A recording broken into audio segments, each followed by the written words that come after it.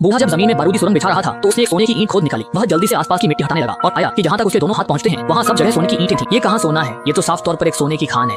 फिर बूढ़े ने सोने को छोटे टुकड़ों में बांटकर अपने बैग में भर लिया। तय किया कि अगले दिन शहर जाकर इन्हें नोटों में बदल लेगा। लेकिन जैसे ही वह आधा रास्ता चला था, सामने से हारकर लौट रहे सैनिकों की एक टुकड़ी आ गई। उनकी घमंडी अकड़ू हरकतें देखकर बूढ़ा बिल्कुल ध्यान नहीं देना चाहता था। इसी दौरान एक बनियान पहने सैनिक ने राइफल तानकर बूढ़े को मारने की कोशिश की, लेकिन पास खड़े अधिकारी ने हाथ बढ़ाकर उसे रोका। अधिकारी ने तिरस्कार से कहा, गोली बर्बाद मत करो, ये बूढ़ा 5 मिनट भी नहीं जिएगा।